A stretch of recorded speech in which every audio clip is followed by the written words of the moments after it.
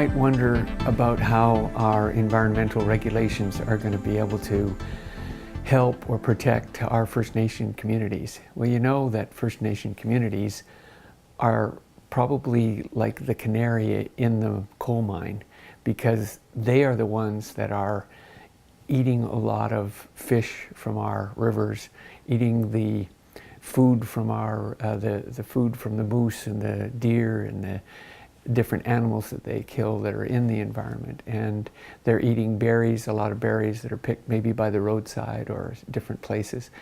They are the ones that are being exposed to whatever chemicals are in those foods. So they are like the canary, the proverbial canary. Now, how do the legislation we have, how does that protect First Nations? I want to tell you a story about when I was up in Fort Chip.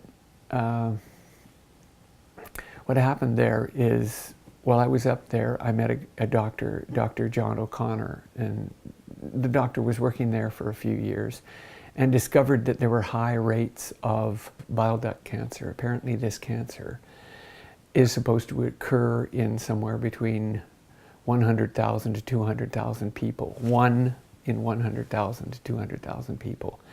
Now, Fort Chip is a community of like 1,000 to 1,200 people, and he discovered 2 cases of this. He thought there might be more, but there were 2 cases out of 1,000. And he reported this and started telling people that this is an anomaly. And of course, instead of responding positively to what Dr. O'Connor had said, the authorities started to threaten his medical license, telling him he's an alarmist.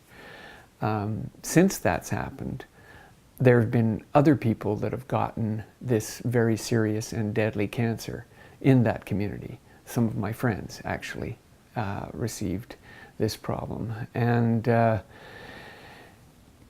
Dr. O'Connor was eventually cleared of any of the charges that they made, but the problem is that in many of these situations, industry and government have been trying to protect the oil sands, the reputation of the oil sands, and in fact, they've done the opposite.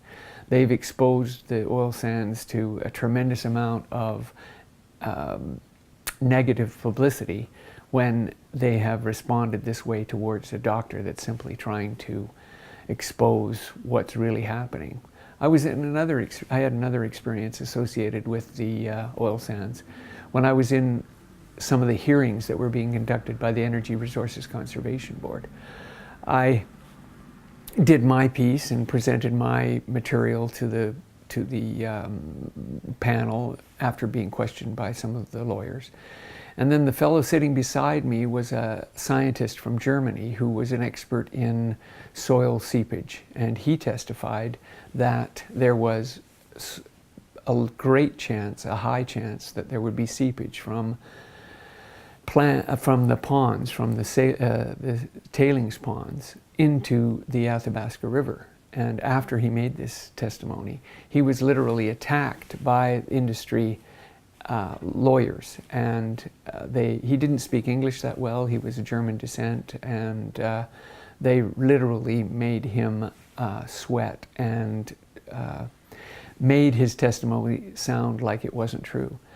More recently, what's happened over the last few years, a very, very highly respected scientist, Dr. David Schindler from the University of Alberta, and his team have gone out and they have shown how there's high rates of certain chemicals that likely have escaped from the tailings ponds up in Fort McMurray and are escaping into the river. Those same compounds are the kinds that likely cause the bile duct cancer, and there's been several scientists who've been trying to convince people that we need to do something about these problems, and they've been very unsuccessful.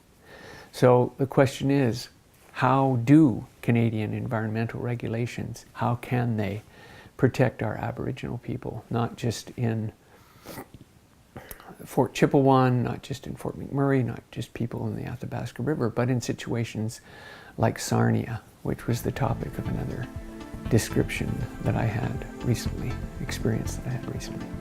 Thank you.